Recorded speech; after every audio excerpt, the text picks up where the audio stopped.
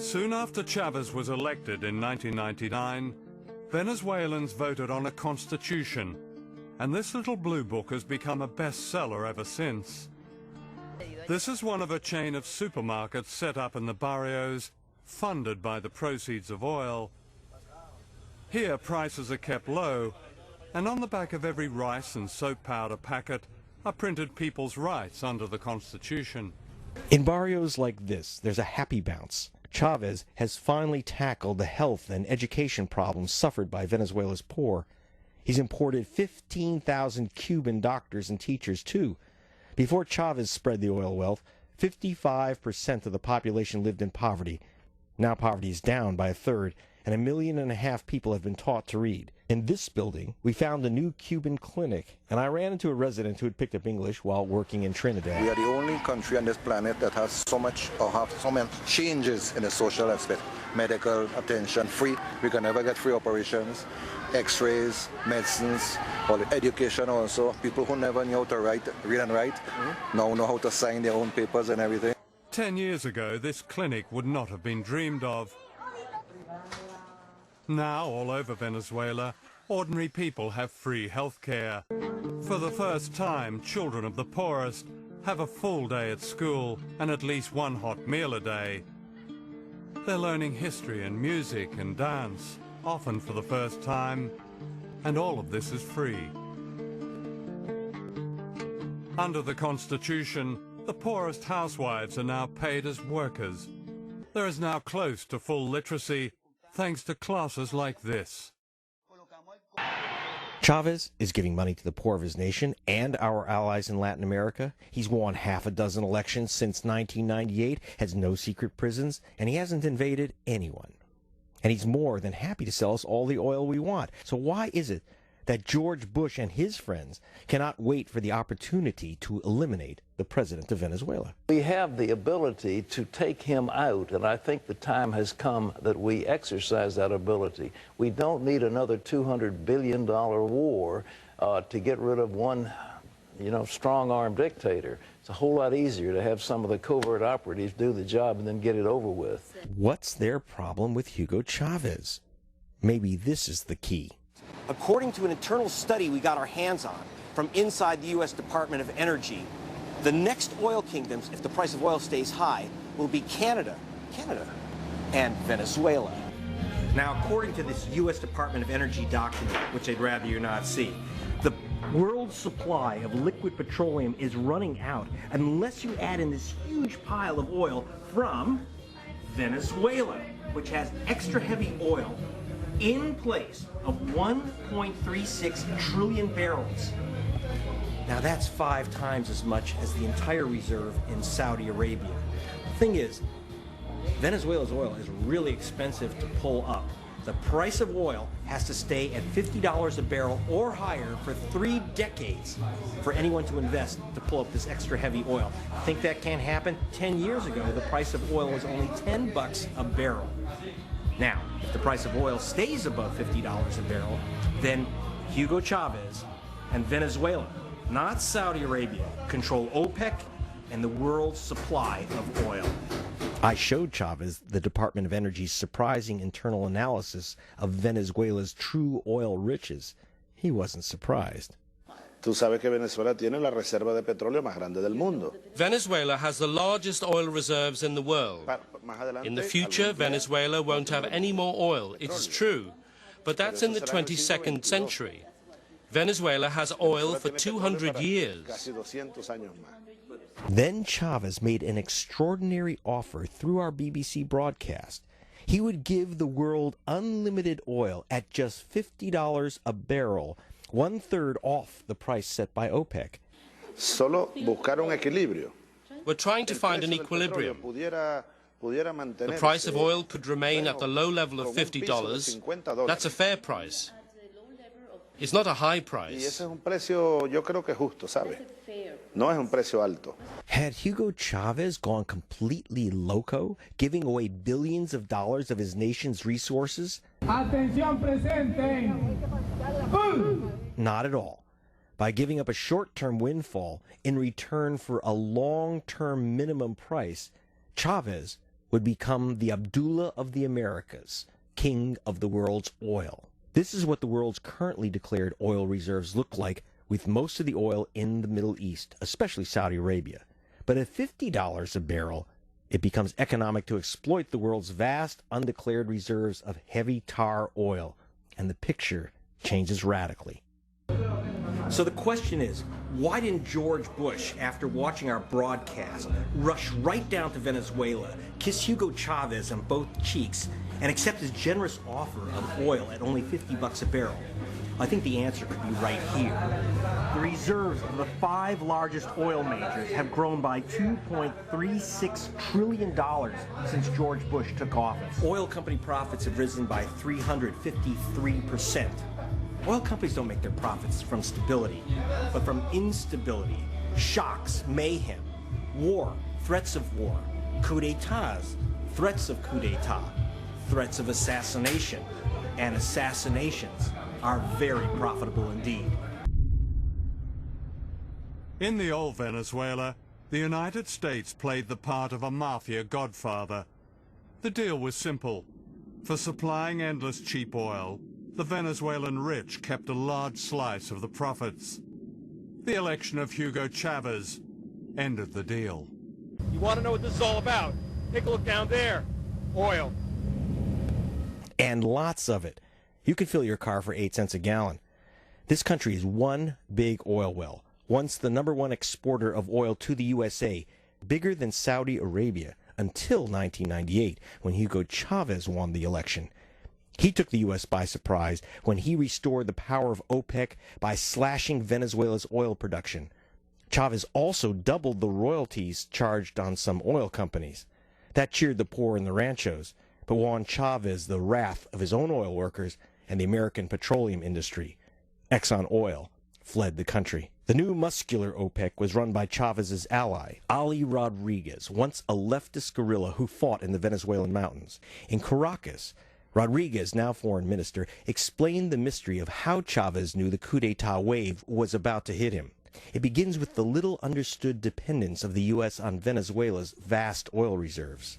It appears the coup plotters were forced to act before they were ready by their U.S. handlers panicked over the possibility of an oil embargo. The timetable is telling. March 2002, Israel enters Palestinian territory, prompting talk of a new oil boycott by Arab nations against America. Monday, April 8th, Saddam Hussein of Iraq announces an end to oil exports. On Tuesday, Iran and Libya threatened to join. If the boycott went ahead, America would be utterly dependent on Venezuelan oil. Could America allow Chavez to remain in power, in control of America's oil lifeline? Ali Rodriguez at OPEC headquarters in Vienna had advance notice of the oil producers' moves. Our BBC team learned that Rodriguez called Chavez with a warning that a coup was imminent. Chavez confirmed the warning, so when the coup rushed ahead, Chavez was prepared. Yes, it was a call of alert to decrease those possible risks. That call helped me. Chavez instructed his oil minister to issue a statement saying that Venezuela would not join an embargo, but it was too late.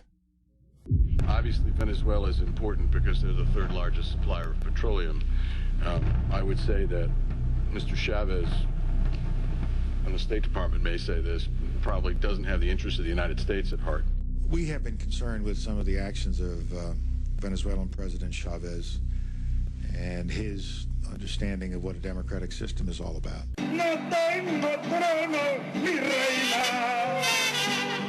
He had a televangelist's gift for oratory.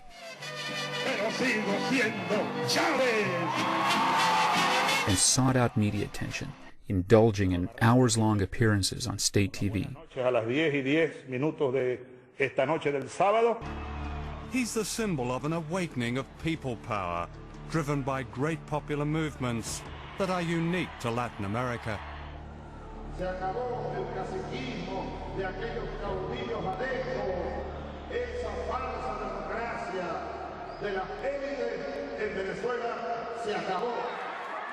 It's no surprise that Chavez, with the help of an aggressive media coverage, has become a hate figure in the United States. Because what he represents is another way, and a threat to American domination.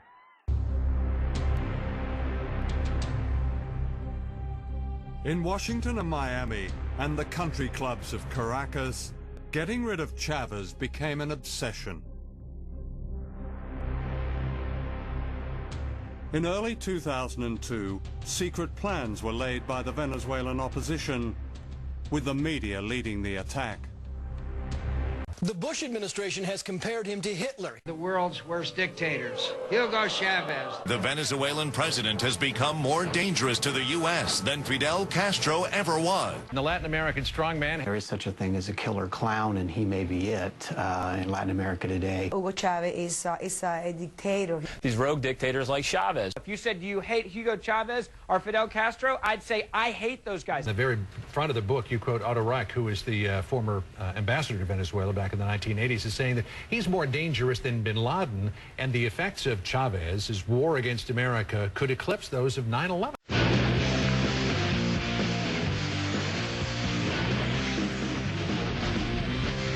All right, now, Hugo Chavez, the criminal, speaking of criminal, government of Venezuela, offering... The criminal? The criminal. It's a criminal government. In my opinion, and the opinion of a lot of people in our government, Hugo Chavez represents an extreme threat not only to our nation, but to our hemisphere. He should have been killed a long time ago. By whom? And anyone who believes other... By anyone. The opposition marchers were suddenly herded towards government supporters. As they approached the palace, shots rang out.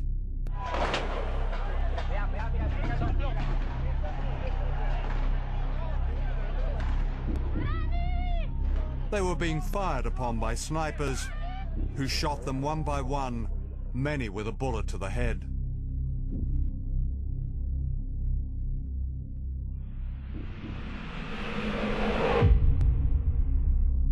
Soon afterwards, these pictures began appearing on anti-government TV, blaming the shooting on Chavez supporters on a city bridge.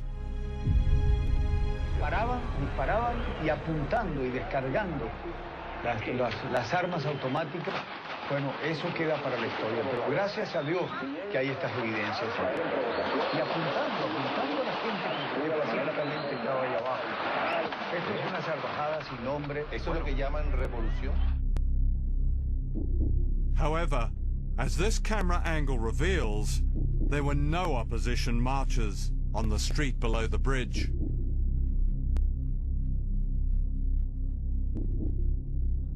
What the TV pictures did not show was this. The people on the bridge are clearly trying to protect themselves, crouching down to avoid the bullets of unknown snipers above them and anti-Chavez police units below them. The people on the bridge were actually defending themselves. Within hours, these military chiefs appeared on television. They too blamed Chavez and his supporters for the killings. Venezolanos, el presidente de la República ha traicionado la confianza de su pueblo. Está masacrando a personas inocentes con francotiradores. Para este momento van 6 muertos y decenas de heridos en Caracas. Esto no lo podemos permitir. No podemos aceptar un tirano en la República de Venezuela. It was all a setup. The CNN correspondent in Caracas, Otto Neustald, later revealed that the generals had recorded their statement before the shooting. El día 10 en la noche me llaman por teléfono y me dicen la marcha se va hacia el Palacio de Miraflores, va a haber unos muertos y aparecen 20 militares de alto rango pronunciándose en contra del gobierno de Chávez y pidiéndole la renuncia al presidente. En esa prueba ya se habla de muertos cuando todavía no había un solo muerto en la calle y todo sigue como estaba programado. Soon the presidential palace was surrounded by renegade army officers. Inside, Hugo Chavez was delivered an ultimatum: resign or be bombed. One of his cabinet ministers broke the news. The plotters announced that Chavez had resigned. He hadn't. He was kidnapped.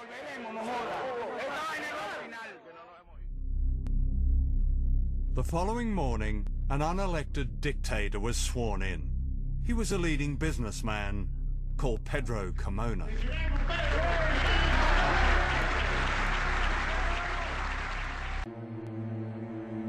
The IMF, usually slow in responding to genuine requests for aid from starving Africa, was quick off the mark to demonstrate its support for the coup.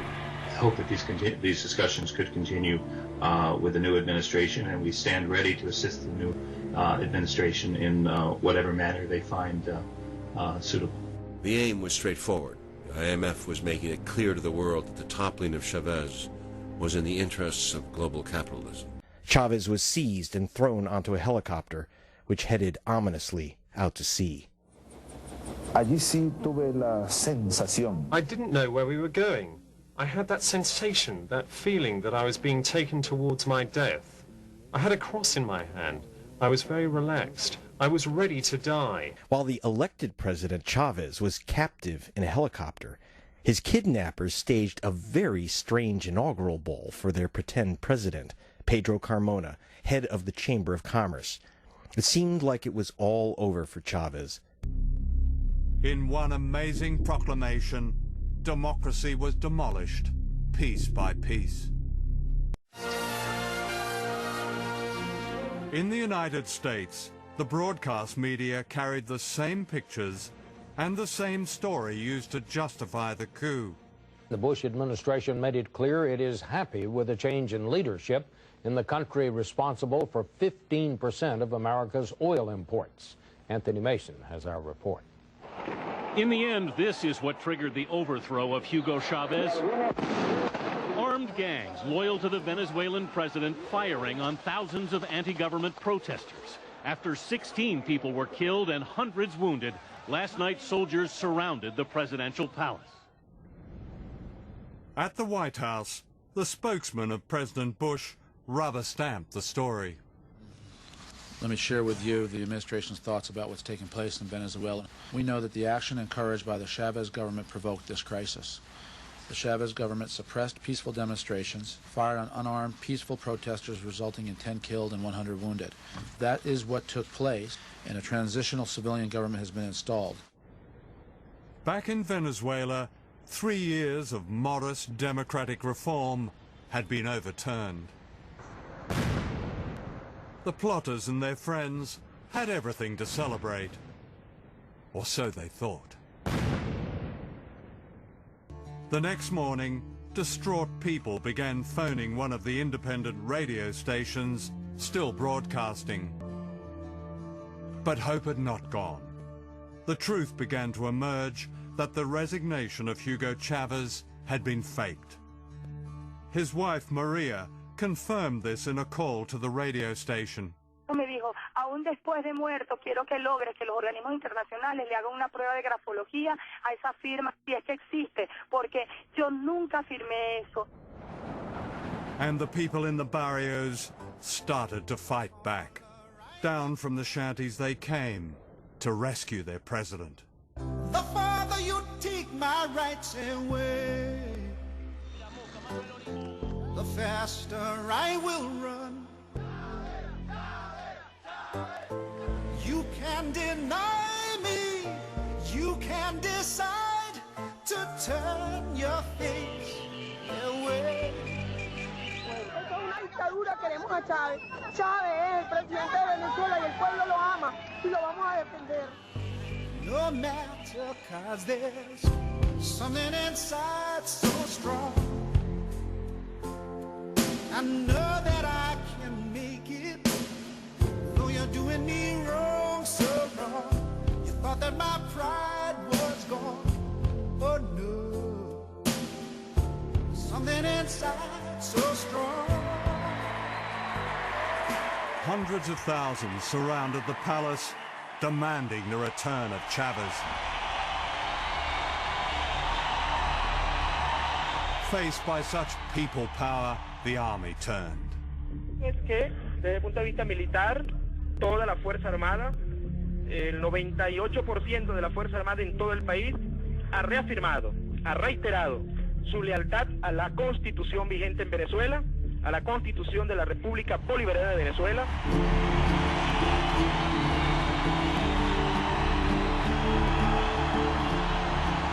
Roared on by huge crowds, the presidential guard who had gone into hiding retook the palace, and the plotters fled. And soldiers even told their officers that they would not back the coup. Se cerraron y me protegieron. Y luego me rescataron en la isla los paracaidistas con los helicópteros. Yo soy líder paracaidista y allá fueron mis paracaidistas. Y me trajeron otra vez al palacio, rodeado de pueblo. Carmona had to flee the palace. El cardenal llegó al sitio donde me tenían, a la isla, a pedirme que firmara la renuncia. Y es porque desde Washington estaban pidiendo la renuncia firmada. Le dije, vamos a rezar, le dije, vamos a rezar porque vienen a rescatarme. Se asustó. Estando él ahí, llegaban los paracaidistas. Y luego yo me lo traje a él en el mismo helicóptero. Le dije, venga. Sí, me dijo, vamos a rezar, presidente.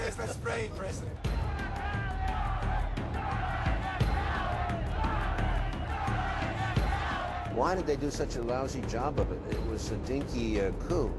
I mean, why did they kill him when they had him? It wasn't heavyweight, you know, the way they did it, compared to Guatemala and Chile and Argentina. La Venezuela del año 2000, 2002, no es la Guatemala del 54, no es el Chile del 73. Esta es una revolución, yo lo he dicho, pacífica, pero armada. El ejército venezolano forjador de libertades está con su pueblo.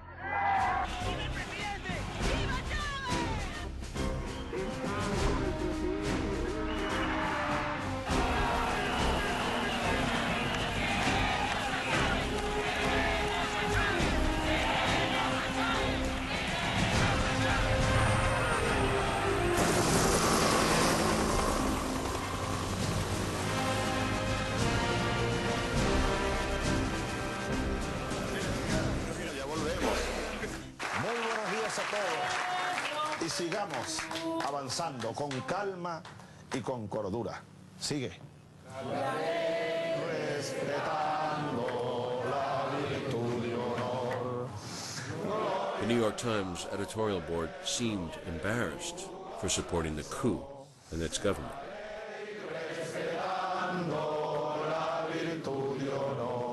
Over coffee, he answered my question about his miraculous survival by cryptically quoting the French philosopher Montesquieu. Decía Montesquieu That Montesquieu said que uno debe that one Montesquieu, should, perdón, Montesquieu, gracias a ti, que uno debe that one should ser capaz, be able el líder, the leader should be able to de mirar to see la ola de los acontecimientos the wave of events coming y cabalgar. and to ride it, to ride the wave. I learned that this revolutionary surfer dude survived indeed by seeing the coup d'etat wave in advance. On the night of the coup, at 3 a.m., I reached the head of Venezuela's Air Force on one of the only cell phone lines open in the nation, and discovered that while 1 million citizens marched on the palace to surround the coup leaders on the outside, on the inside, wave watcher Chavez had secretly hidden commandos inside secret passageways in the palace.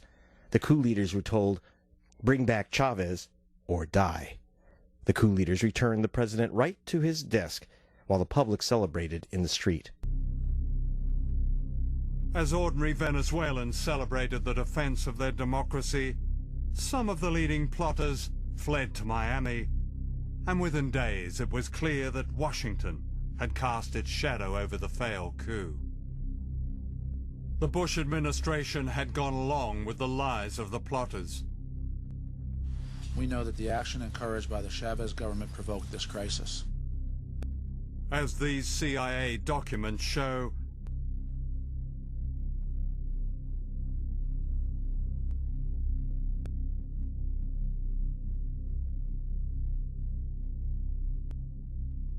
Washington not only knew what was going on, it was backing and funding the coup indirectly. Documents recently released show that the Bush administration channeled millions of dollars to the Venezuelan opposition in the months leading up to the coup. The money was handed out by its principal aid agency, USAID, and an organization called the National Endowment for Democracy. In fact, the National Endowment for Democracy handed out money to groups whose leaders were given cabinet positions in the short-lived illegal regime. By the late 1980s, Washington's policy changed. Dictators like Pinochet were seen as an unnecessary embarrassment. A new and innovative way of controlling nations was launched. Good morning and welcome. It's good to have you all here to help celebrate the launching of a program with a vision and a noble purpose. The National Endowment for Democracy is, just as we've been told, more than bipartisan. The establishment of the National Endowment goes right to the heart of America's faith in democratic ideals and institutions. It offers hope to people everywhere. Like any new brand, it had a snappy name: Democracy. It was largely fake, an illusion of marketing and spin. This brand of democracy meant that whoever you voted for, the policies would be broadly the same, and your country's economy would be in step with the United States. Washington would be your closest friend, or else. An official in Washington explained that this was merely part of President Bush's freedom agenda. The Assembly wants to know about American involvement. In the CIA, we didn't give a hoot about democracy. I mean, it was fine if a government was elected and would cooperate with us, but if it didn't, then democracy didn't mean a thing to us.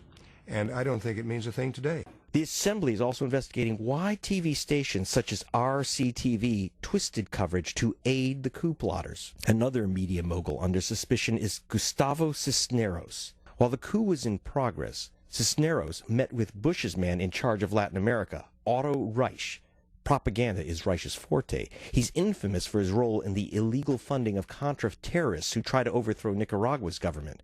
The U.S. Comptroller General reported that Reich's office had, quote, engaged in prohibited covert propaganda activities.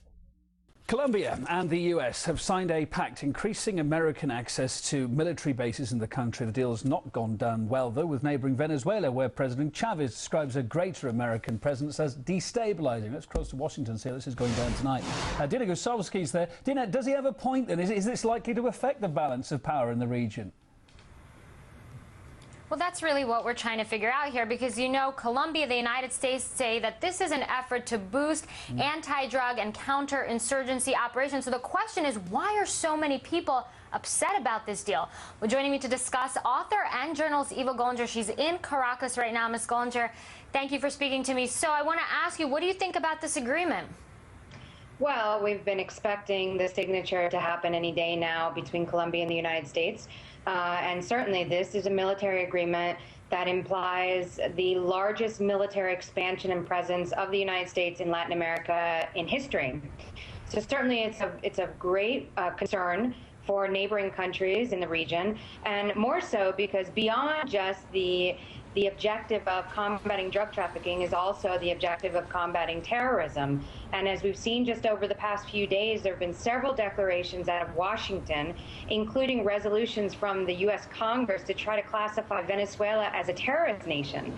So there's a clear indication and there's great concern that this military agreement and the U.S. military presence inside Colombia could be used to threaten the neighbors in the region. Even though the United States and Colombia do say that it's only to boost those efforts against drugs over there. I mean, talk about how the people in Venezuela feel about this. Do they really feel that the United States is using this to strike them militarily, as you hinted? Well, certainly people here feel as though it's an intimidation, it's a provocation, and it's a threat. And one of the issues that is of most concern is the fact that both the United States and Colombia have been unwilling to reveal the terms of the agreement. And we've even seen that over just the past few days, these issues have come up inside Colombia, and the Alvaro Uribe government has actually refused as well to reveal the terms of the agreement to its own people inside of Colombia and to the Colombian Congress.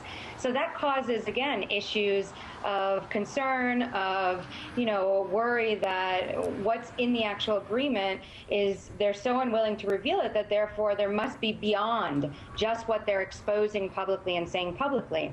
And so that's the main issue, is what is actually this agreement really about? We know that there's an expansion of U.S. presence of troops. We know that it involves the U.S. occupation of at least 7 Colombian military bases, as well as territorial usage on behalf of U.S. military and security forces, as well as contractors, private contractors, like in the Blackwater style. And so certainly there's this very deep concern, particularly amongst those in Ecuador and Venezuela, which were the neighboring countries of Colombia. And last year, there was, of course, a military invasion on behalf of Colombia into Ecuadorian territory. And so there's concern that this type of action could be repeated again. We actually just also, over the past couple of days in Venezuela, captured 2 Colombian intelligence officers that were engaging in espionage inside Venezuelan territory.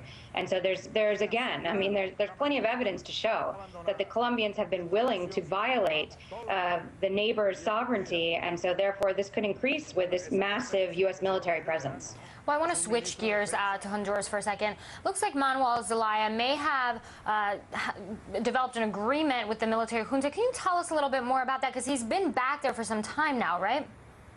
Certainly, yeah. President Zelaya, who was ousted on June 28th, so it's been about 4 months now in this coup d'etat, has been for about a month taking refuge inside the Brazilian embassy in the capital of Honduras, in Tegucigalpa. And just on Wednesday, a high-level delegation of the United States headed down to Honduras to try to seal the deal on a negotiation between the coup regime and President Zelaya. And it looks as though some type of agreement has been reached, but my own personal take on it is that it's really not any kind of agreement that could provide any kind of justice to the people of Honduras. We're talking about a possible return to power of President Zelaya at this stage, which is very late in the game. They have presidential elections scheduled for November 29th, so it's 1 month before. It looks as though this is a deal just to be able to provide legitimacy and credibility to the upcoming elections. That's right. They do have those elections coming up. I want to thank you again for speaking with us today, Kevin. That was Eva Gollinger. She was joining me from Caracas, but for now, I'm going to throw it back to you. Well, I think that in order to understand, looking today in particular of what's happening in Venezuela, but you have several of the other countries that are targeted for the same type of destabilization. You have agencies, various of these NGOs, the National Endowment for Democracy, George Soros's Open Society Institute, the National Republican Institute from the U.S., the USAID, etc. Yes, these are from the U.S. However, I think that what you really have to look at is that this policy is coming directly from the British Empire, working through these various agencies, nominally U.S. agencies. And if you look at the phenomenon of the so-called color revolutions that we've seen happen in Ukraine and Serbia and various other countries, which really were simply to destabilize those nations and destroy any concept of national sovereignty under the guise of promoting democracy. Of course, what we saw in Ukraine most recently is the best example.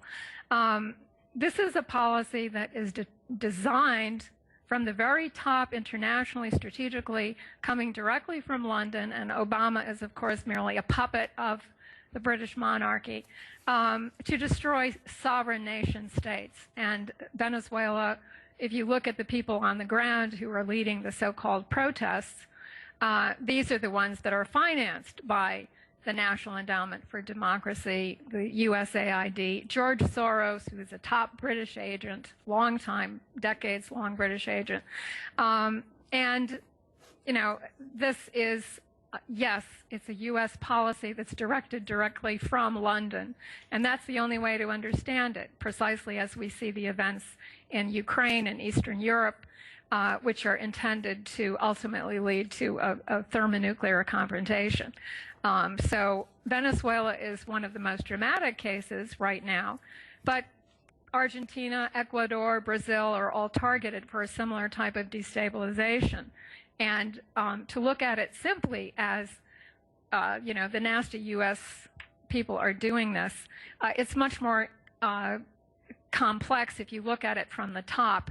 This is a deliberate British monarchy policy. And it's designed to foment total chaos and disintegration, and has absolutely nothing to do with whether Venezuela is democratic or not.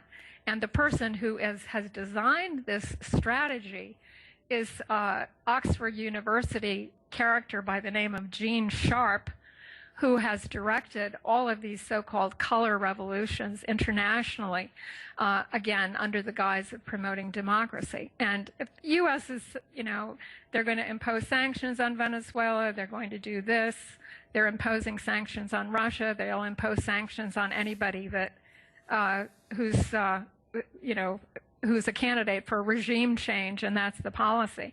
But it goes far beyond anything that Obama is doing, because Obama is simply a puppet. President Bush has promised to rid the world of evil and to lead the great mission to build free societies on every continent. To understand such an epic lie is to understand history. Hidden history, suppressed history, history that explains why we in the West know a lot about the crimes of others, but almost nothing about our own. The missing word is empire. The existence of an American empire is rarely acknowledged, or it's smothered in displays of jingoism that celebrate war, and an arrogance that says no country has a right to go its own way unless that way coincides with the interests of the United States. For empires have nothing to do with freedom. They're vicious. They're about conquest and theft and control and secrets. Since 1945, the United States has attempted to overthrow 50 governments, many of them democracies.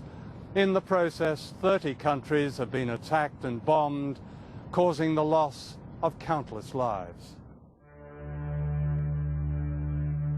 In my lifetime, the following countries in Latin America have been assaulted by the United States, directly and indirectly. Their governments replaced by dictators and other pro-Washington leaders.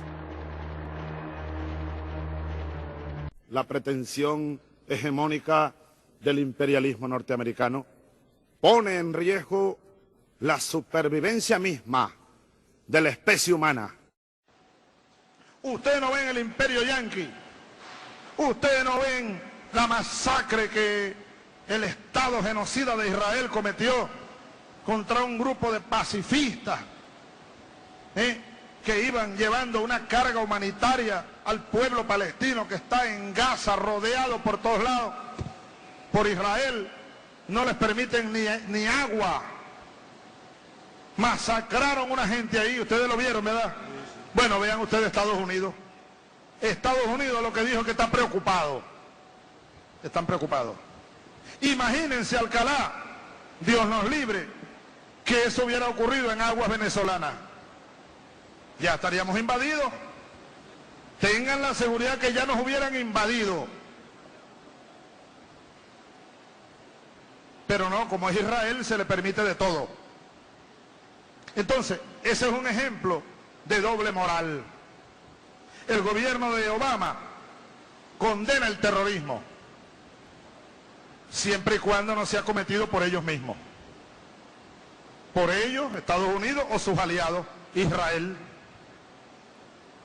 Nos acusa a nosotros, a mí me acusan de patrocinar el terrorismo. Son ellos los que patrocinan el terrorismo. Aprovecho para condenar de nuevo, desde el fondo de mi alma y de mis vísceras, al Estado de Israel. Maldito seas, Estado de Israel. Maldito seas, terroristas y asesinos.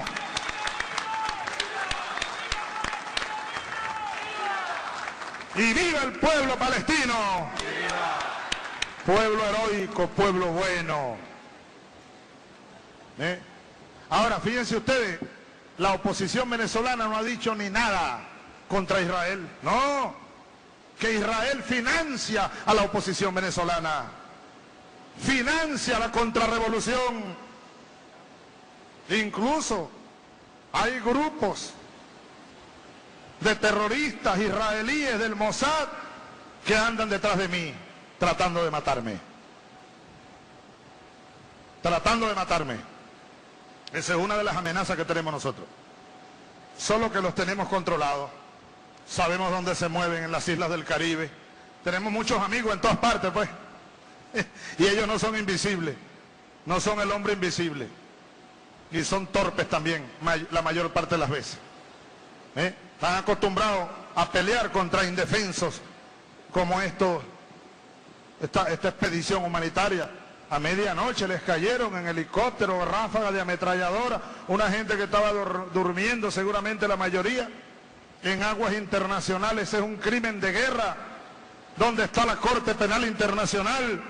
¿Dónde están las Naciones Unidas? ¿Dónde está la justicia en este mundo, por el amor de Dios? ¿Dónde está la justicia en este mundo? Chavez did everything he could to counter the U.S. government, from personal insult El señor presidente de los Estados Unidos, a quien yo llamo el diablo, to forging close ties with Western foes like Iran's Ahmadinejad, Libya's Gaddafi, and Syria's Bashar al-Assad. But it was his friendship with Cuba's Fidel Castro that mattered most. Chavez saw in Castro a survivor and mentor, and Castro saw in Chavez a new type of populist leader who could help Cuba. A sort of cross-pollination ensued, Caracas providing Havana with oil, while Cuba sent its human capital to Venezuela, including doctors and military advisors. In fact, Chavez wants to completely eliminate the International Monetary Fund and replace it with an International Humanitarian Fund. Hace 200 años comenzó una revolución. Bolívar la dirigió, libertando estos pueblos del Imperio Español. Y comenzó el sueño de una república libre, soberana. Pero luego nos cayó el Imperio norteamericano, el Imperio inglés, y partieron esto en pedazos. La historia nuestra es terrible. Este continente quiere ser, queremos ser nosotros mismos. Chavez's victories in Venezuela had begun to transform his own country and offer hope to others. Powerful social forces were massing in the South, cutting across national boundaries. It was as if Simon Bolivar's dream had begun to be realized. Chavez now moved further to the left and proclaimed that socialism was the only way forward, calling on other South American states to join in the Bolivarian Revolution. Que confirmaron la existencia de un tumor abscesado. As his health faded beginning in 2011, Chavez traveled to Cuba for treatment. Nunca dejaré de servir al pueblo venezolano. Nunca, hasta el último día de mi vida. President Chavez is treating doctors at the military hospital where he undergone his third chemotherapy cycle have confirmed that the president is cured and enjoying optimal health conditions. We want to inform that President Hugo Chavez Frias, from the standpoint of cancer, has been diagnosed and treated early, subjected to appropriate chemotherapy treatments, so its current evolution is quite satisfactory with an excellent prognosis. Por lo cual su evolución actual.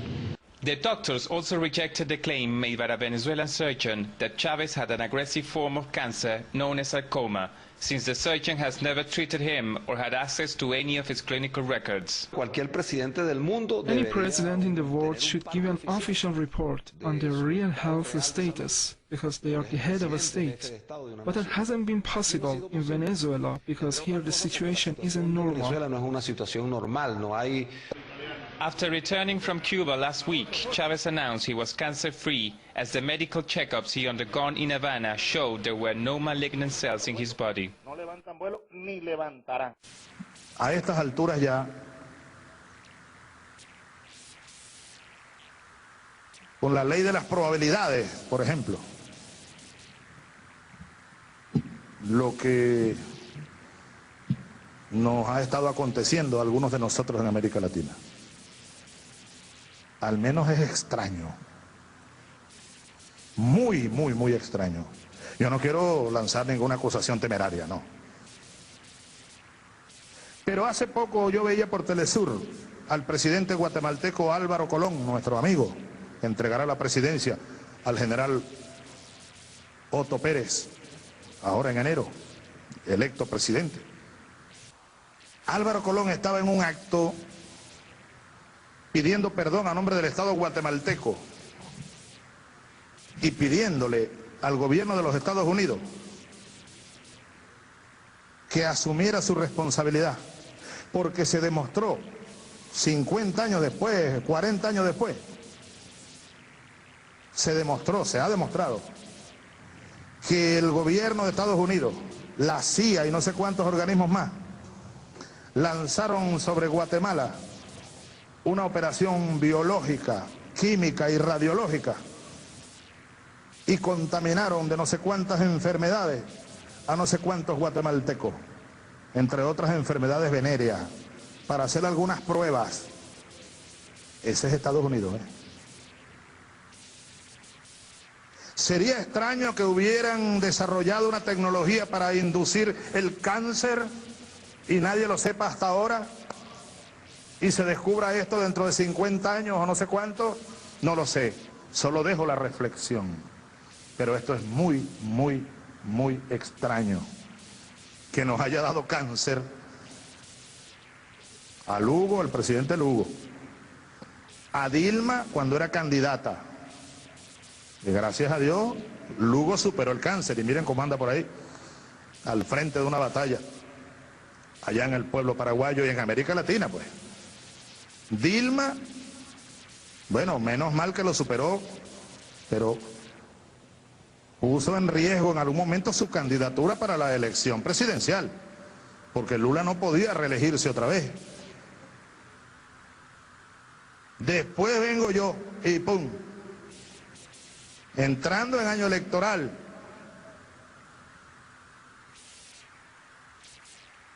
a los pocos días, Lula. Y ahora, Cristina. Bueno, es un poco difícil esto de explicarlo, ¿no? De razonarlo. Incluso utilizando la ley de las probabilidades. Fidel siempre me lo dijo: Chávez, ten cuidado. Chávez, ten cuidado porque tú te le tiras a la gente encima. Mira, cuidado, esta gente ha desarrollado tecnología. Tú eres muy descuidado, cuidado con lo que come, con lo que te dan a comer, cuidado con una, qué sé yo, una pequeña aguja y te inyectan no sé qué. Bueno, pero uno anda pues en manos de Dios por ahí. En todo caso, repito, yo no estoy acusando a nadie, solo estoy haciendo uso de mi libertad para reflexionar y emitir comentarios ante hechos muy extraños y difíciles de explicar.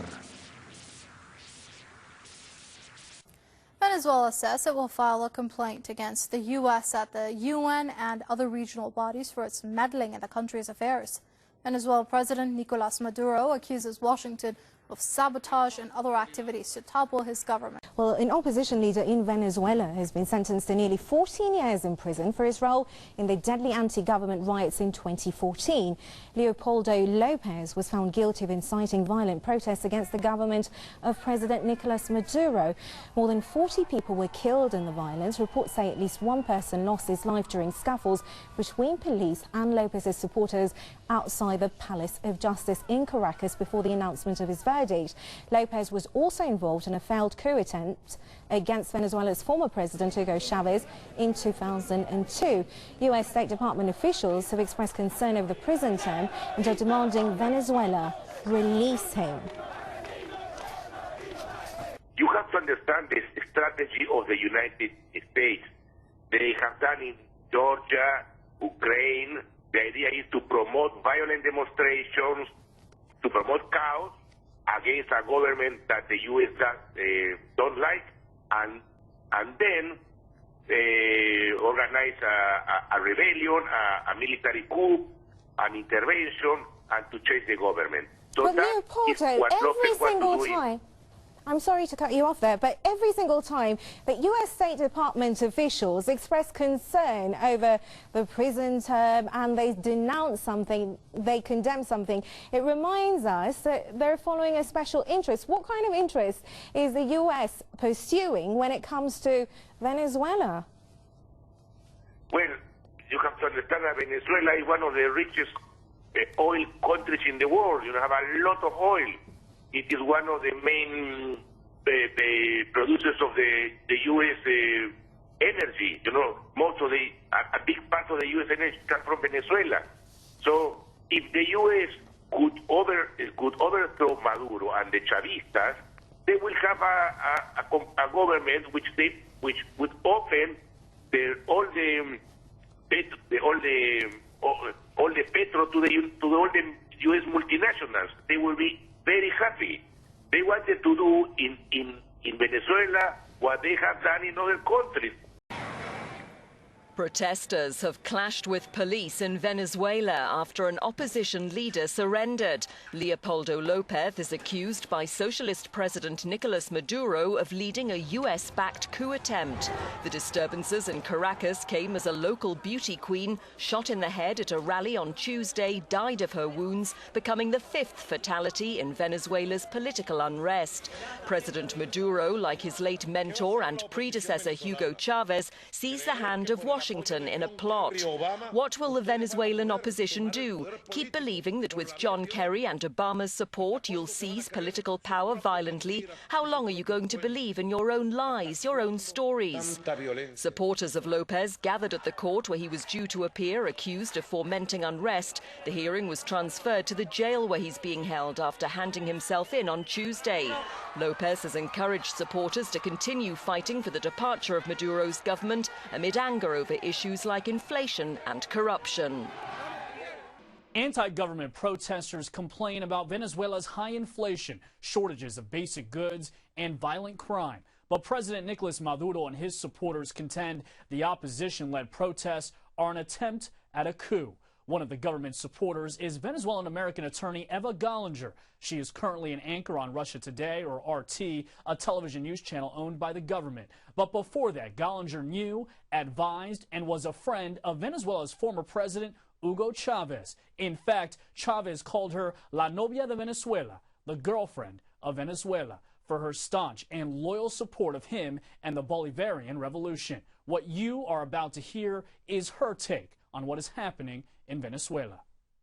Eva Gollinger, thank you so much for being here. I guess we'll start off with the first question. Can you explain to the average American out there who is being dealt with the Ukraine situation and all these crises that are happening around the world, as a person who has described themselves as a proud soldier of the Chavismo movement, what is happening in Venezuela? Well, actually more as an expert on Venezuela, because I've been, in addition to having lived there on and off for the past 20 years, I've written 6 books on Venezuela and on U.S.-Venezuela relations, so that's really where my expertise lies.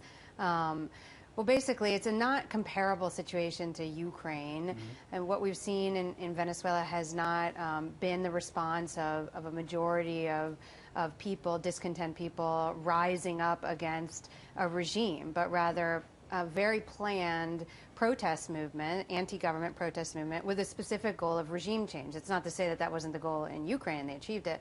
But in the case of Venezuela, one thing that's particularly different is that this government of Nicolas Maduro enjoys the support of a majority, whether or not the opposition is willing to accept that. And then at the same time, the protests have been a minority of people throughout the country in terms of numbers, and they've been concentrated in the upper and middle class areas specifically. Not even more than 17 municipalities out of 335 nationwide have had these kinds of protests, and they've been violent in nature. While there were some that initially began as rallies and marches of a larger percentage of those who either support the opposition or just have their legitimate complaints against the situation in the country and the government, they don't like it, those were really led by an agenda beneath that, which was an agenda of violence. And then that's what we saw erupt after the initial protests that maybe we saw images of larger numbers of people. What's really been going on for the past month have been small concentrations of really less than maybe a dozen people, in a lot of cases, sometimes a little more, engaging in violence. The use of Molotov cocktails, the use of barricades to prevent transit, and violent barricades that in fact decapitated 2 motorcyclists as they tried to pass through them, people who've been shot trying to take down the barricades. I mean, so This is not a protest movement where people are trying to somehow reclaim some legitimate rights. They're just trying to overthrow government. And it's a shame because there are legitimate concerns in the country that need to be addressed, but this type of protest is undermining those. Well, look, let's talk about some of those issues. Venezuela is suffering from some of the highest inflation they've ever seen, 56% this year. Not that they've ever seen. No, not that we've seen recently, excuse me. And that can also be, that is expected to be higher in 2014. We're talking about a homicide rate that's about 65 a day. Violence that, again, is pretty unprecedented today. We're also talking about the basic scarcity of things like cooking oil and flour in this country.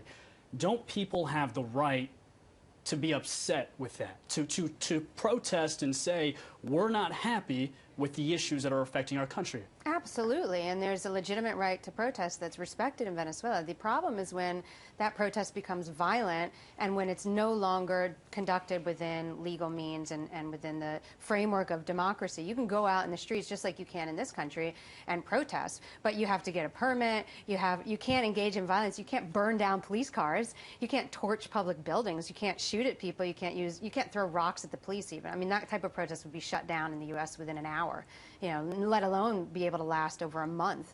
That's what I was saying before, is it's unfortunate that legitimate concerns that do exist, there are economic issues that are being addressed by the government, but at the same time, there's been a responsibility on behalf of the government, of course, for the situation economically in the country, just as there has been also on behalf of the private sector. And what's important is the dialogue that the government already began with those in the private sector. That unfortunately the opposition has boycotted, but for example, the leading Chamber of Commerce and business entities in Venezuela are engaging in with the government to try to find a solution that will satisfy all those different sectors.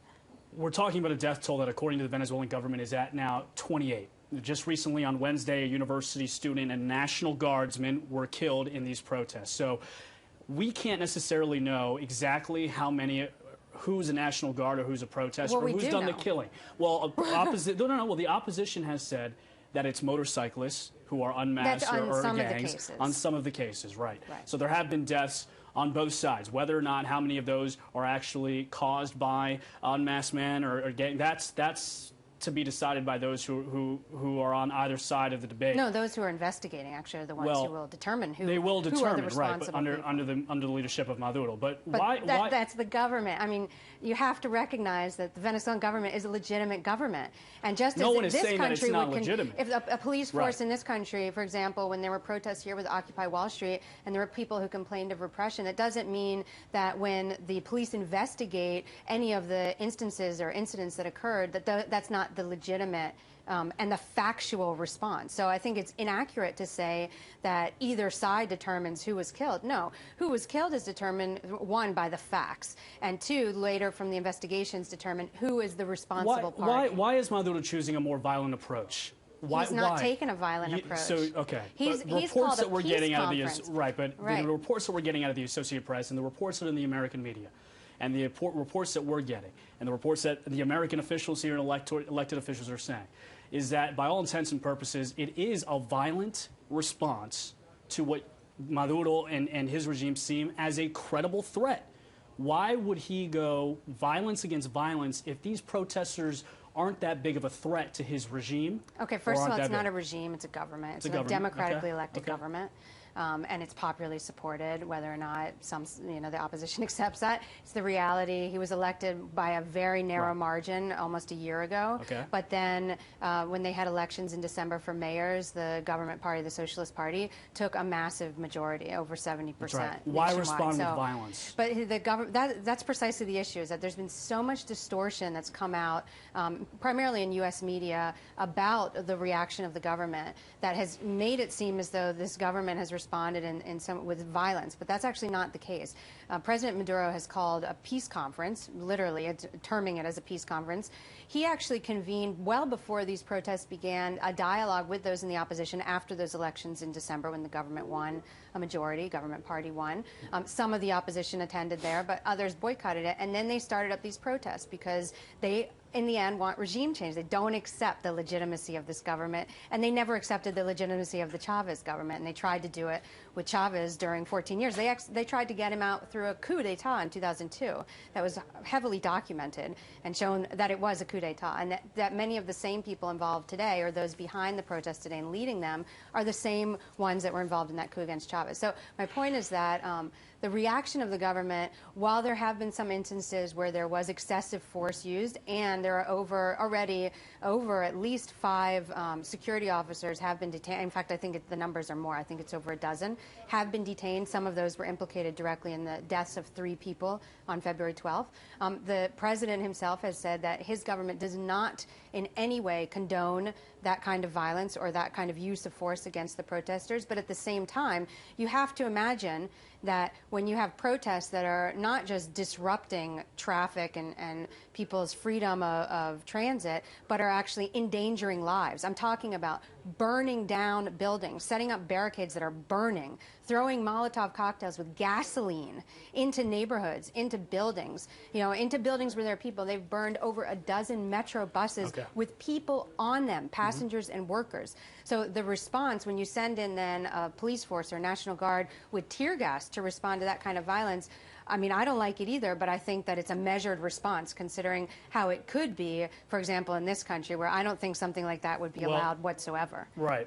So the government hasn't used any kind of excessive force. In the cases where there have been, like I said before, any kind of lethal force used, those people who were directly responsible have been already arrested and will be prosecuted. You mentioned Hugo Chavez, President Hugo Chavez.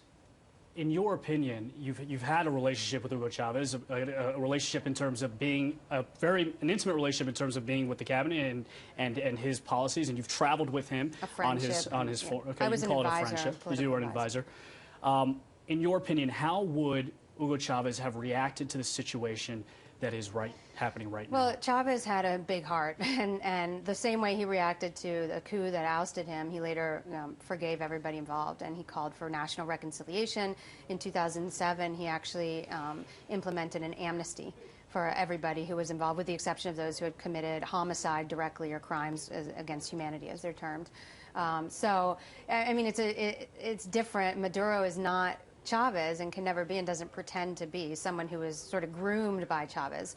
But he doesn't necessarily have that same instinctual reaction. I think Chavez maybe, would have tried harder to engage the students involved and the other protesters involved, and I don't know, maybe in a different tone.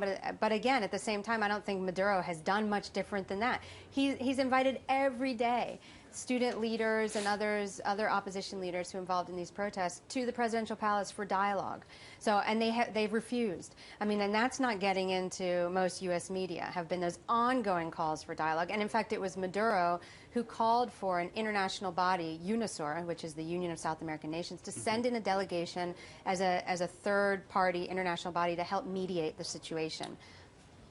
So, okay, we're talking about the United States reaction. John Kerry has come out and he has spoken pretty vehemently, and I just want to get his statement entirely here. So U.S. Secretary John Kerry said, again, that this was a terror campaign against its own citizens, and the U.S. is trying a way to engage President Nicolas Maduro, to engage his citizens in a more Chavez-like way, not necessarily with violence, but in one that isn't met with violence. What is your reaction to that? It seems like, based on what you're telling me, you would be for a different method of dealing with this, more of a Chavez-like way in which there's a dialogue as opposed to meeting with violence. What's your take on John Kerry's I don't statement? think you've been hearing what I've been saying. President Maduro has been calling for a dialogue now since even before the protests began. But there are questions about the legitimacy of these calls for dialogue, because on one hand, while he's calling for dialogue, the opposition is saying he's killing people in the streets. But he's not killing people but that in the again streets. is still... that's a manipulation of the facts. Well, that's the issue. And then at the same time,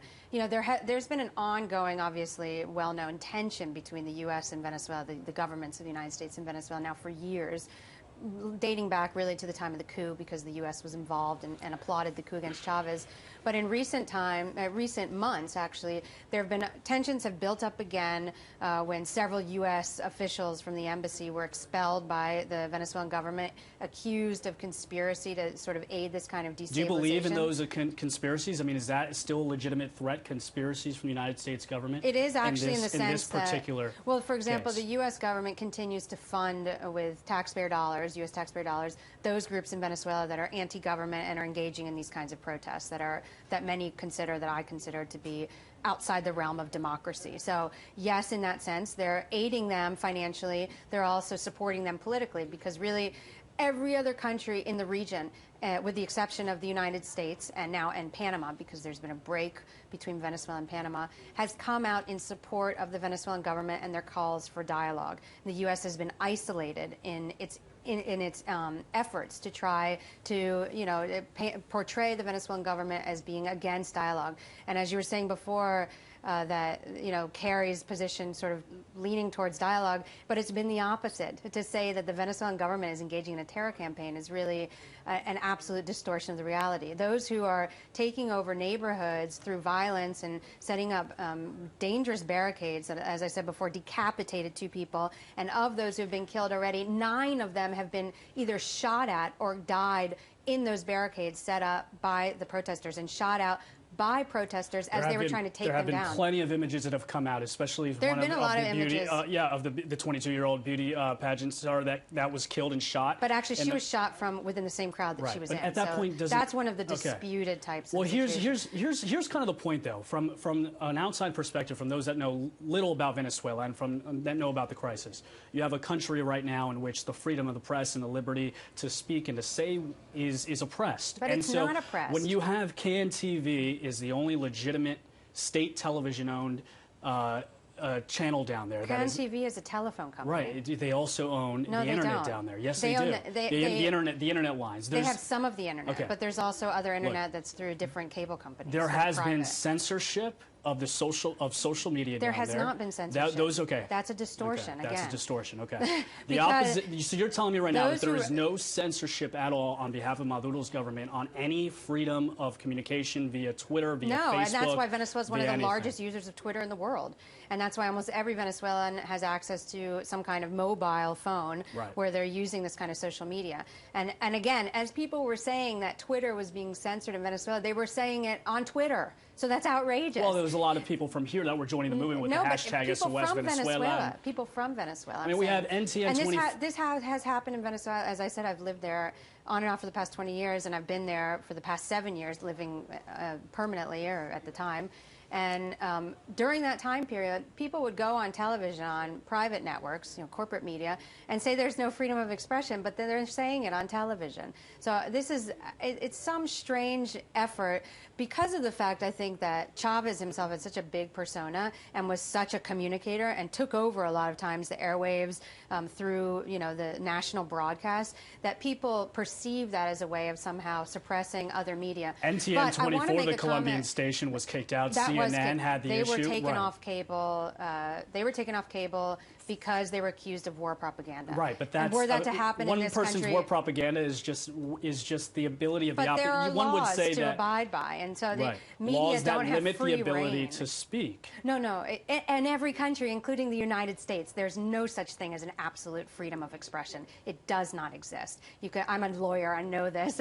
Under the Constitution, there are limits to your freedom of expression anywhere. But nothing like what we're seeing in Venezuela. But that's not true. I'm saying this as someone who has lived there and lived through this process also, where they've enacted a media law, a media social responsibility law, where there have been the creation of over 400 alternative media outlets. So one of the issues is, how is freedom of press, how is freedom of expression defined? Is it only by the quantity of corporate media, or what about other kinds of media that now exist? What other kinds of media exist Community in Venezuela? media. There are over 400 community media outlets that have opened in Venezuela over the past 10 years. And those are providing voices to different regions and different communities that didn't have them before. So I think that's often ignored by those who claim that freedom of expression is somehow being limited in Venezuela. I think what we have seen is that some media who have used the media to engage in a violent political agenda, as was the case with RCTV, for example, that they actually participated in a coup. Then they didn't have their license renewed. But that you can judge that and say, well, that's censorship, but at the same time, it's a legal issue, because like every news station and TV station around the world, you have a license to operate, and that's subject to rules and regulations. The Republican from Florida, Marco Rubio, has also called attention that the United States needs to spend more time, President Barack Obama needs to spend more time on this issue, and it should be an international issue. Is it, in your opinion, something that should be on the international stage? Is the crisis a crisis that deserves that kind of attention? I think it is on the international stage. I think Venezuela has been on the international stage, maybe not to the extent as of some other countries, but it's a very important country strategically. They have the largest oil reserves on the planet, the largest proven reserves in one country. So it's always going to be a country that's of interest to global players. I think in this case that, you know, there is a political crisis going on in Venezuela in the sense that, you know, these protests have been going on for a month, and they've caused some stir in media internationally, and there have been calls within the U.S. Congress for sanctions, for example, against Venezuelan officials, and to increase that kind of pressure on the Venezuelan government. But I think that in a lot of cases there's a distortion as to the extent of it. You can talk to people who have been there during those protest periods, and most of them will tell you that it's very isolated into just certain areas. If you go to Caracas, and you can walk around most of Caracas without ever seeing a protest. You know, it's not impeding even in the neighborhoods where the protests are taking place, the restaurants are still full. You know, the same Caracas nightlife that has always existed is still there. People are going out. You know, they're living their lives. I mean, there are some problems in terms of the scarcity of certain products, and those are things that definitely need to be addressed, and I think that steps are already being made towards that direction, but they need to do more. Let's go a little bit back to what you have said about you are a lawyer. You've also had connections with the Chavez regime. Those are out there. That's on the internet. The government. I'm sorry. In a New York Times profile in 2011, you were described as somebody who's one of the most prominent fixtures of Venezuela's expanding propaganda complex. Why should anybody believe what you have to say in terms of coming off as a factual person who's not with the Chavismo government, when clearly you have a stake in this race and clearly there are connections there? And I think the other thing also is that I think it's sometimes hard for people to look at this and take you as you are, as somebody who's being presented as somebody who's seeing it from the outside looking in, when you're living in the United States and enjoying the freedom of expression here, but still, you are from the United States. You're an American, exactly, and still commenting on the situation in Venezuela. But that's outrageous. And then those who are in the United States and commenting on the situation in Venezuela but are pro-opposition are credible and legitimate? Is that what you're saying? No, but you obviously have a stake in this race as well, right? You're coming off as somebody who's saying that you have a well, first of all, I disagree with the terminology and characterization of the 2011 New York Times. Absolutely. Okay. I'm not a propagandist. I'm not a prominent fixture of any kind of propaganda whatsoever. And a lot of the statements in there were unfortunately taken out of context. Okay. But nonetheless, certainly I have had a close relationship.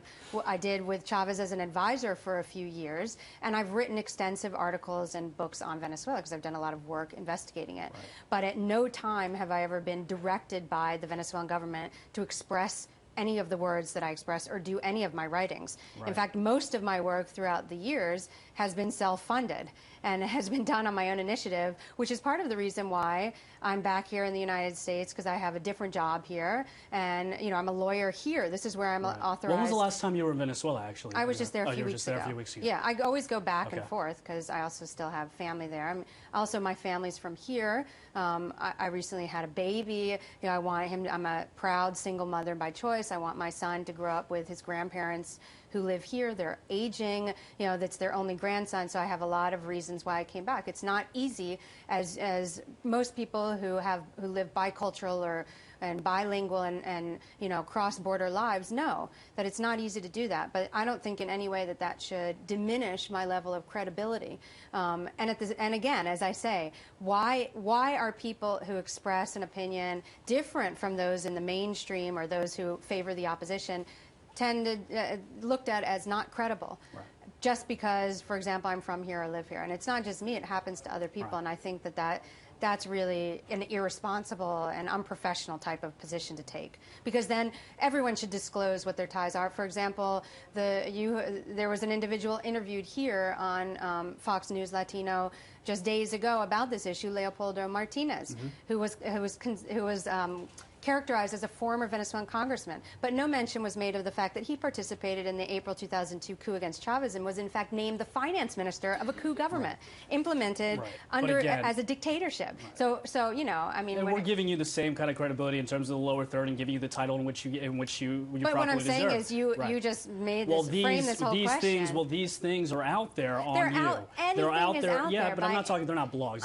These are legitimate news sources. No, they're not tweets about either. People who say comments about where I live or what I do. No. I mean, those types of comments are just really it's more unnecessary. Okay.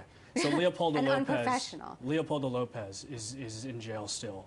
This is the last question here. The opposition leader. What do you think his fate will be and should be? And are you worried that whatever happens to Leopoldo Lopez could incite more violence? I think certainly whatever happens to him could incite more violence and definitely would incite a reaction from the U.S. government because it's already included, for example, in a few bills that are before Congress, resolutions. They specifically address the issue of Leopoldo Lopez and his detention.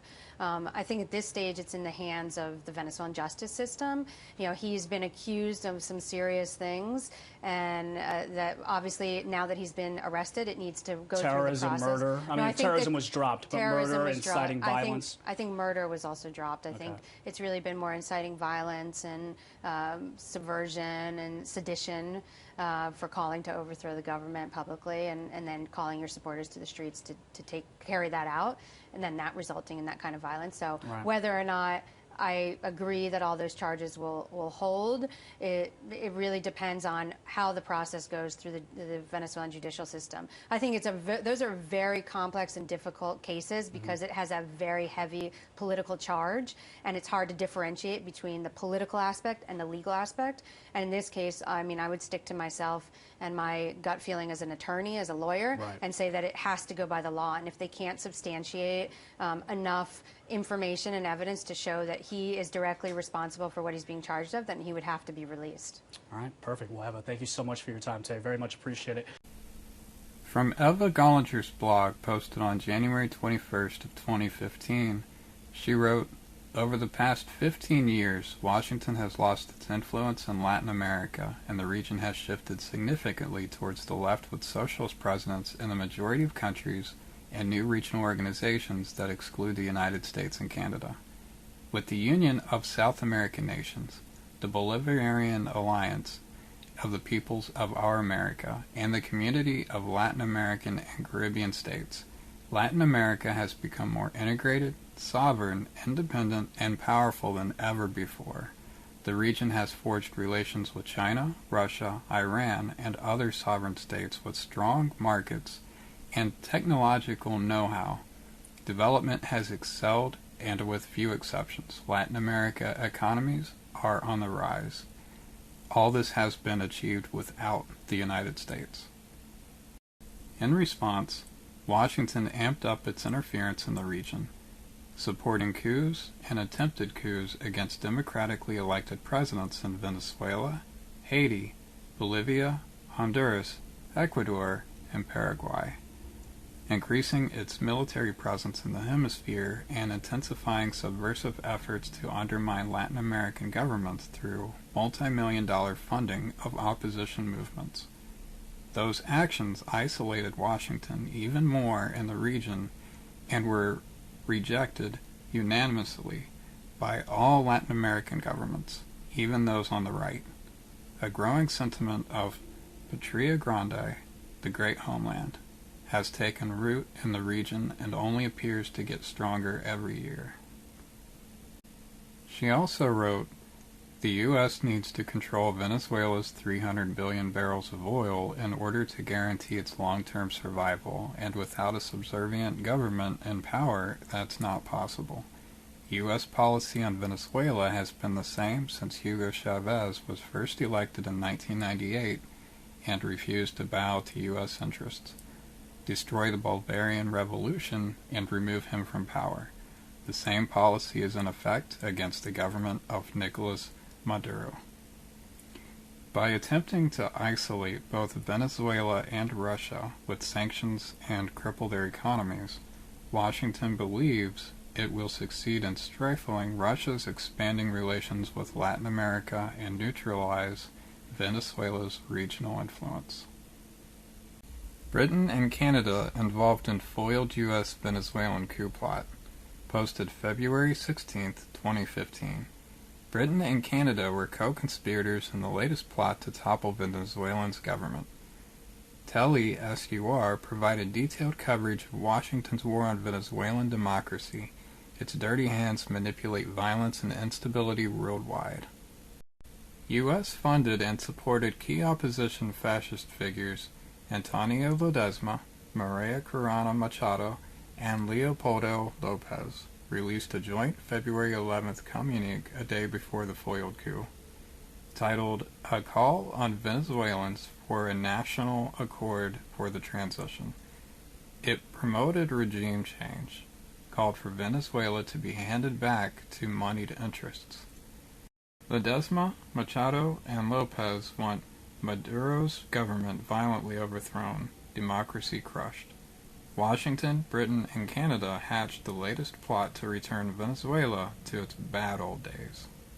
Fresh evidence showing their involvement, saying, quote, many of the individuals being charged included a military general whom has confessed to participating in the plans, and a retired lieutenant colonial have indicated you, Fascist Justice Party President Julio Borges, as being a key participant in meetings which resulted in the decision to carry out a series of bombing attacks as a part of the coup, targeting the presidential palace, the National Assembly, unquote, key ministries, Telly SUR's offices, and other Caracas sites. Venezuelan authorities identified U.S. embassy personnel involved. So were a Royal Canadian Mounted Police official and UK Diplomatic Corps member, according to National Assembly President Diosdado Cabello. They sought information on airport capabilities in case needed in an emergency. Computers seized had detailed coup plans, including maps showing targets to be bombed. A video showed military officials announcing Maduro's government no longer was recognized. It was scheduled to be aired after planned bombings were launched, either by a Venezuelan or Miami TV station. Cabello showed a 10-year visa given to one of the plotters days ahead of the planned coup. He said coup plotters planned to topple Venezuela's government forcefully on the anniversary of U.S.-manipulated 2014 street violence, killing 43, injuring hundreds, causing billions of dollars in physical and economic damage. U.S. planned, funded, implemented, and directed economic, political, and street warfare continues to topple the hemisphere's most vibrant democracy. Almost all opposition leaders knew about this plan, this ambush, almost all of them, including the four-time losing candidate. Henryk Capriles-Radowski, one of many Venezuelan fascists wanting power back the old-fashioned way. Figures arrested confessed to the plot. They provided more evidence of Washington's scheme. It involved enlisted Venezuelan political and military officials, bribing them with large cash payments. America's Caracas embassy was coup plot headquarters. Maduro called on Obama to stop interfering in Venezuelan affairs, saying, quote, in your name, they are organizing coup plots against Venezuela's democratically elected government, unquote. Bolivarian President Evo Morales expressed solidarity with Maduro, saying, quote, we all have the obligation to enforce respect for democracy and elections, and if we have a clear conscience, not even the empire can defeat us, unquote. Maduro received numerous other messages of support. Nicaraguan President Daniel Ortega condemned the, quote, criminal and futile attempts of the empire to undermine the Bolivarian Revolution, unquote. So let's jump right into this. Evo, you recently wrote an article entitled Venezuela, a Coup and Real Time. What did you mean by saying that there's a coup happening right now? Well, in fact, there is a coup happening right now in Venezuela. Several parts of it have already been impeded by the Venezuelan government, But just over the past few days, I mean, there was last week the detention of 10 military officers that were involved in this coup plan. They were Venezuelan military officers from the Air Force, as well as several civilians have also been detained. One of the more sort of notorious ones was just a few days ago. The mayor of Metropolitan Caracas, Antonio Ledesma, was detained for his role in this ongoing coup plan. And then other parts of that coup, it's not just about the actual physical overthrowing of the president or the government of Venezuela. It's also an ongoing effort to destabilize and undermine the government through, for example, economic sabotage. You know, there's been a lot of talk in the media about what's happening with Venezuela's economy, although most of it has been rather distorted and one-sided. But at the same time, there is an economic crisis in the country. Some of it has been caused by mismanagement on the part of the government, but a lot of it has been caused, in fact, by intentional sabotage on the part of private companies and other foreign interests that control parts of that economy that have intentionally, for example, hoarded large amounts of basic consumer products, therefore creating, scarcity of goods, panic amongst the population. There's been contraband by bringing goods over the border into Colombia as a way of just getting them out of Venezuela because they're still producing them inside of Venezuela, but they don't want to sell to the Venezuelan people in order to create this sense of instability in the country. And then another angle that, of course, I pointed out in my article was about media coverage, not just inside Venezuela, but also internationally. We've seen sort of an intensification of this very hostile, again, one-sided coverage of what's happening, oftentimes distorted, sometimes even outright lies about what's happening in the country that ends up sort of as a way to justify any kind of action against the government of Venezuela. And let's talk just about one of those. I mean, there's so many to choose from. The character assassinations, of course, of Maduro. For example, you point out how the New York Times has characterized him time and again as despotic and erratic. I mean, debunk just the talking point that Maduro is a despot. Well, I mean, Venezuela is a democracy. You wouldn't know that if you read the New York Times or if you read most U.S. media or even watched most television in the United States. When they do talk about Venezuela, it's always in a derogatory way about the government. But of course, Maduro was elected in legitimate democratic elections. In fact, Venezuela has actually one of the best electoral systems in the world, one of the more transparent. They allow hundreds of international observers to, observe the elections, witness the elections, something that the United States government doesn't allow. And they actually have a uniform voting system. It's been in place since 2004 with electronic voting machines, but that also produce a paper receipt. And they conduct audits after the elections are done to make sure with those paper receipts that they match up to the actual votes. So I just say that because a lot of people don't know what the system is there, and I can tell you it's 100 times better than it is in the United States.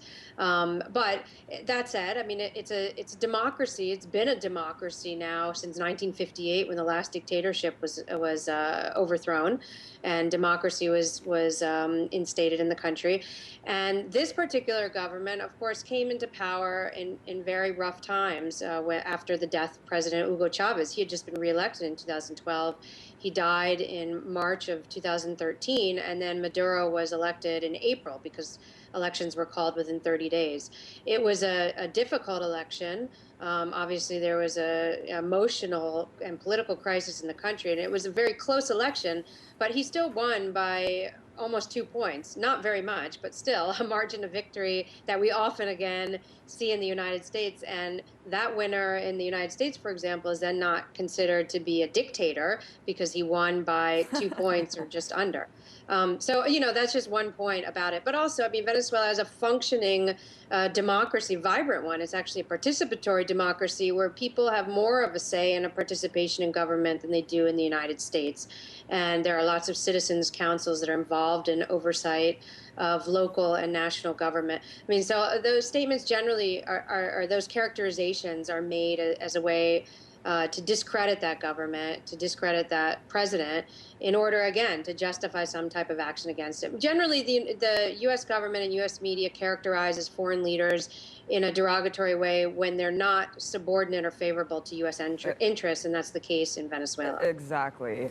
In a recent interview for Telesur, documentary filmmaker John Pilger wrote about this entire thing, and he said the survival of Chavista Venezuela is a testament to the support of ordinary Venezuelans for their elected government. That was clear to me when I was last there. Venezuela's weakness is that the political, quote, opposition, those I would call the East Caracas mob, represent powerful interests who've been allowed to retain critical economic power. I wanted you to talk about his analysis here in the context of kind of the protests that swept over the country last year and kind of analyze who these opposition groups are and what powerful interests are backing them. Basically, from the time that Hugo Chavez was first elected in 1998, there has been a growing opposition that's really represented by the economic elite in the country and also a political elite that governed from the time I mentioned the fall of the last dictatorship, which was in 1958. And after that, they implemented a system that was modeled on the United States, a two-party system, representative democracy, 3 branches of government. And those two parties traded power for over 40 years. Chavez broke with that cycle because the people wanted to break with that cycle. He was elected basically on a no-party platform, one that had just been formed, and people were tired of those corrupt governments that had just, passed power between them and had enriched their own pockets while the majority of the nation had become impoverished and lived in misery. Over nearly 80% of Venezuelans were in poverty at the time that Chavez was first elected in 98. So, when he was first elected, there was the belief that, well, this guy's all talk. He can still be bought. But that ended up not being the case. Chavez implemented his main promise, which was revolution. That means a complete transformation of every sector of Venezuelan society, particularly the economy and the oil industry. Remember, the big issue here is that Venezuela has the largest oil reserves on the planet that are centered in one country, and it's very close to the United States. And traditionally, that was under control of the elite that was also subordinate and partnered with the U.S. and with U.S. interests and multinationals. All of that changed with Chavez. So those affected interests, obviously very powerful, built up an opposition, not a very coordinated one or an effective one, but they did it. They tried to overthrow Chavez in 2002 with a coup. It briefly succeeded, and then it was defeated by a popular uprising of people that said, wait a minute, we were excluded for decades. We finally have become visible and are participating in our country. And now you're trying to take it away. We're not going to let that happen. So, after that, the opposition continued to exist, very fractured. Over the years, would have comebacks. But I think an important issue here, Abby, is the fact that it's always been supported by the U.S. government, by U.S. agencies like USAID and the National Endowment for Democracy, which are the two principal financiers of the opposition in Venezuela. It's millions and millions of U.S. taxpayer dollars every year going in to feed the conflict in that country and maintain that opposition alive. And in fact, the cables from the U.S. State Department, I think the time period was 2009 or 2010, the acting ambassador at the time, the charge d'affaires, stated in a cable asking for more money to fund groups in Venezuela that without U.S. funding, those groups would cease to exist. So that made it really clear. And so that's been the opposition. Mainly they represent middle and upper classes, people with a lot of money, people with a lot of influence in certain spheres. And those who, the bottom line here is that most of their economic interests haven't actually really been affected because they all benefited from the oil bonanza during the Chavez administration, and most of them became richer. But what's gone on recently is that they never supported the political developments in the country and changes that were geared towards socialism. And when Chavez passed away, there was a vulnerable period. They thought they could take advantage of that. And so the protests started. But again, these were not protests that represented a majority of Venezuelans. They were not widespread. They were concentrated and received a lot of media attention, which is why they seem to have been such massive, cross-nation protests. But they actually weren't. They were small pockets of mainly people that had been parts of these organizations that were funded by U.S. agencies, and again, led by this sort of old school elite in the country. And that's what we're seeing today, are the figures emerging that are behind these efforts to once again execute a coup against a democratically elected government, are those that either held power previously or are the next generation, like the case of Leopoldo Lopez or the case of Maria Corina Machado, who may be younger people in their 40s, but they come from the wealthiest families in the country, the families that traditionally always held not just economic power, but political power. Right, and now, it seems like it's kind of mirroring the resistance from Cuba, and now that you have the BRICS nation and a lot of this kind of bolstering up of Latin America, South America, resisting this neo-colonialism, it's going to be a really interesting road, and of course that's why these subversive tactics haven't worked, right? I mean, the popular uprising has taken root, it's held strong over all this time. But now let's talk about oil really quickly, let's wrap it up, because I think a lot of people wonder, of course, Maduro won by that small margin. According to the Washington Post, as of 2013, 96% of Venezuela's foreign exports were petroleum products. How can the Bolivarian revolution sustain itself, one, without the charismatic leader from Chavez, and when so much of its success depends on the production of oil? Yeah, it's a major difficulty for the country. One of Chavez's biggest objectives was to diversify the economy. Unfortunately, a lot of his projects and policies were never fully implemented.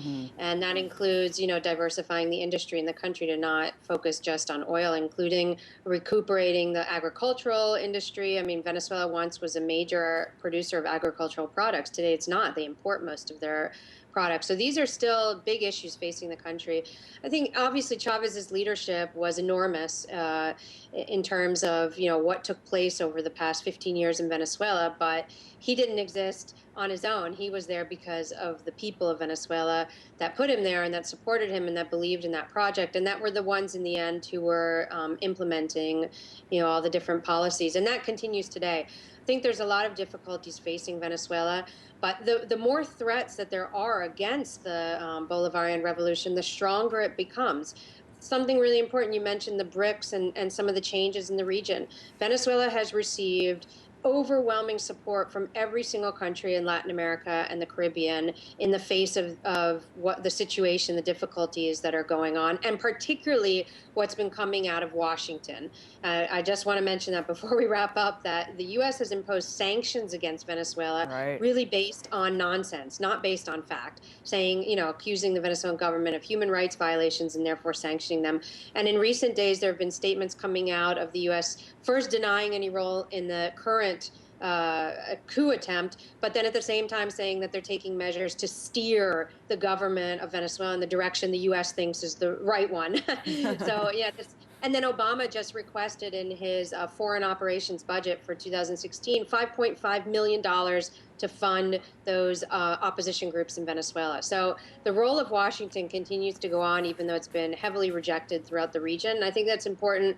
People in the United States who will hear this and listen to this program, that's your taxpayer dollars at work, undermining democracies in other nations. Yeah, what Jimmy Carter's called one of the best, most freest elections in the entire world. Thank you so much, Eva Gollinger, for staying on top of that, attorney, author of the Chavez Code. Really appreciate you coming on. This is Marketplace. I'm Kai Rizdal. Today was a good day for the oil-producing countries of the earth. Crude prices in New York closed up. Not a lot, but up just shy of $36 a barrel. There is no country that needs oil to bounce back more than Venezuela does. The economy there is almost entirely dependent on drilling and selling, but it's a petroeconomy that has, by all accounts, mismanaged the resource horribly. It sits on the largest proven reserves in the world, Venezuela does, yet it produces just a quarter of what Saudi Arabia and Russia do. A study this year, in fact, said it is the most miserable economy on the planet. Marketplace's Scott Tong is just back from a couple of weeks in Venezuela and brought with him this latest installment of his occasional series, Resource Curse. There's a quote about Venezuela and oil that plays over and over in my head, so I'm going to play it for you. It's from oil economist Carlos Mendoza Potela. We are condemned. They say we have oil for 500 years. so we're doomed to keep suffering from this disease. Doomed? Disease? How can a place win the natural resource lottery and still lose?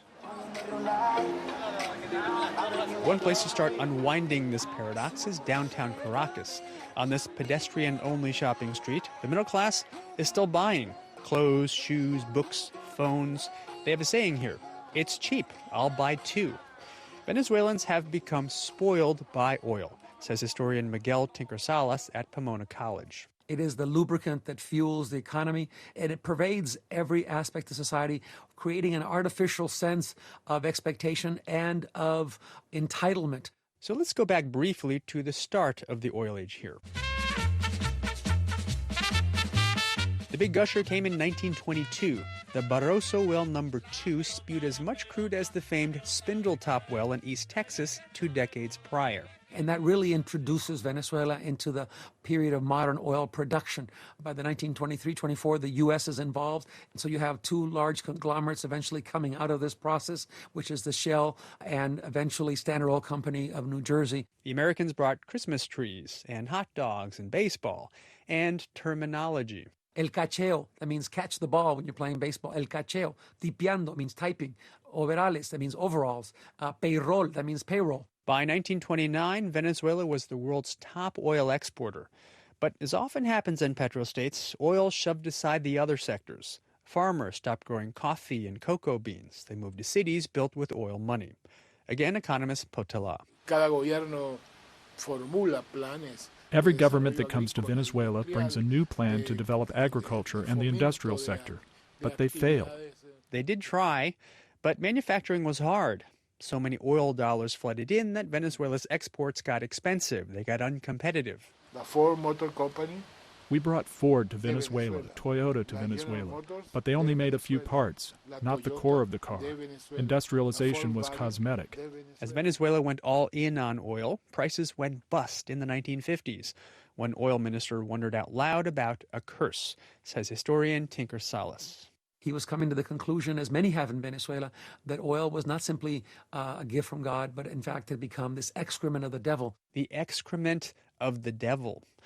So to try to prevent future busts, Caracas joined big oil producers in the Middle East in 1960. They agreed not to overproduce and to form a group, OPEC. Now, OPEC helped to keep prices high in the 1970s, which was bad for America, very good for Venezuela. We had the Concorde in Caracas connecting us to Paris. Venezuelans traveled abroad regularly, bought property in Florida, were part of this elite class. In the middle of this boom, the country nationalized oil. It bought out international firms like Shell and Mobil and formed a government-owned company to control all the drilling. It's known by the acronym PDVSA. I went to PDVSA headquarters in downtown Caracas and asked for an interview. The answer? No. Now, in the 80s and 90s, PDVSA was a world-class company. It had top global talent, it had foreign partners, investors. It planned to double oil production to 6 million barrels every day. And then Hugo Chavez changed everything. The socialist president won election in '98. His administration spent almost all the country's oil money and didn't save much. He clashed with PDVSA, calling it a black box controlled by foreigners. PDVSA workers went on strike in 2002 against Chavez. Here's Russ Dallin of Caracas Capital Markets. So he fired them, 20 to 30,000 people, and replaced them with people who were politically loyal to him. Ever since, PDVSA has morphed into an all-purpose arm of the government. Its revenues fund the government. The company now runs convenience stores, it grows soybeans, and it makes shoes. It hired 100,000 workers that Russ Dallin calls managerially inept. Refinery worker Ivan Freitas is secretary of the Oil Workers Union. Hugo Chavez transformed PDVSA from something profitable into something he could take money out of, and he made it political. He says PDVSA ignored maintenance of oil facilities and safety. 4 years ago, one refinery exploded, killing 42 people. They did not buy workers' security gear or protective equipment. In some places, PDVSA hasn't given out safety gloves in 2 years. It gets worse. Venezuela's newest oil is really thick. They call it extra heavy. But PDVSA hasn't built enough facilities to process it, so the company has to dilute it with light sweet crude, imported lately from the U.S., of all places. Mismanagement of oil, the only thing Venezuela really makes, has pushed production to less than half of the national target. And now prices have gone bust, leading more people to recycle that line about oil and the devil's excrement. In Caracas, I'm Scott Tong for Marketplace. Venezuela cash reserves reach new low amid U.S.-led sabotage. Posted on March 8, 2017. From 1958 up until Chavez's presidency began in 1998, Venezuelan politics rigidly conformed to U.S. political and economic interests on all strategic issues. For nearly 40 years, Venezuela was at the U.S. beck and call, following Washington's lead in breaking off relations with Cuba, supporting U.S. invasions of other Latin American nations, and backing U.S. counterinsurgency policies throughout the region. In the late 1980s and early 1990s, the Venezuelan government moved to make the nation's economy subservient to U.S. interests by committing to programs promoted by the International Monetary Fund that privatized the majority of the nation's resources and introduced drastic austerity programs. While U.S. corporations reaped massive profits, Venezuela's inflation hit triple digits, its unemployment rate spiked, and poverty rates hovered around 50%. As a result, these policies fostered caustic resentment against U.S. domination of Venezuela's political and economic structures, resulting in the rise of Hugo Chavez. Chavez, upon becoming president, worked to unchain Venezuela from U.S. influence, passing numerous reforms and nationalizing key utilities that had been privatized decades earlier. These efforts, which translated into dwindling U.S. influence, earned him the ire of the Bush administration, whose efforts to oust Chavez culminated in the failed coup attempt of 2002. Emboldened by the U.S. failed regime change efforts, Chavez then moved to nationalize Venezuelan oil and even more utilities, ejecting numerous U.S.-based multinational corporations in the process. Though the U.S. refrained from attempting to overthrow him, the Venezuelan government has accused them of being responsible for Chavez's untimely death in 2013, claiming that they did induce the cancer that claimed his life as a covert means of assassination. In the years since Chavez's death, his successor Maduro has been fighting wave after wave of destabilization attempts. Most of these efforts have manifested economically, including widespread shortages of goods and basic necessities. However, on more than one occasion, Venezuelan authorities have caught businesses hoarding food, medicine, and other goods in order to create the appearance of scarcity while raising profits through massive price increases and the smuggling of goods to Colombia. The Venezuelan government has also accused these businesses of intentionally creating scarcity with the goal of fueling unrest that could destabilize the government. If history is any indication, this is quite likely, considering the same tactics were used against the Allende government in Chile in the 1970s. However, the most destabilizing influence of all has been lower global oil prices. Venezuela's economy is largely dependent on oil exports, which represent 90% of its total exports. Thus, the decline in oil prices has done a number on the nation's economy, even forcing them to import oil due to the financial difficulties plaguing the country's refineries. This decrease in oil prices has not been based on the whims of the market, but rather a concerted effort led by the U.S. and its ally Saudi Arabia. The artificial lowering of oil prices has several benefits for the U.S.-Saudi alliance due to the economic harm it inflicts on the Saudis' oil-producing competitors. Chief among them, Iran, Russia, and Venezuela. These are also countries that the U.S. aims to contain. Maduro was well aware of the situation when he asked rhetorically, quote, "What is the reason for the United States and some U.S. allies wanting to drive down the price of oil? To harm Russia," unquote. But Venezuela has arguably been much harder hit than any other country targeted by the price drop. Another tactic employed by the U.S. to force Maduro out of power has been the imposition of sanctions. In 2015, the Obama administration imposed sanctions on Venezuela, asserting that the South American nation was a direct threat to U.S. national security, despite no evidence offered to support this claim. At the time, many journalists and analysts noted that the timing was odd, as it coincided with the Obama administration's attempts to normalize relations with Cuba. Quote, President Barack Obama has personally decided to take on the task of defeating my government and intervening in Venezuela to control it, unquote, Maduro said in a televised address soon after the sanctions were announced. Despite Venezuela's resilience against U.S.-led sabotage for nearly 2 decades, they may not be able to hold out for much longer.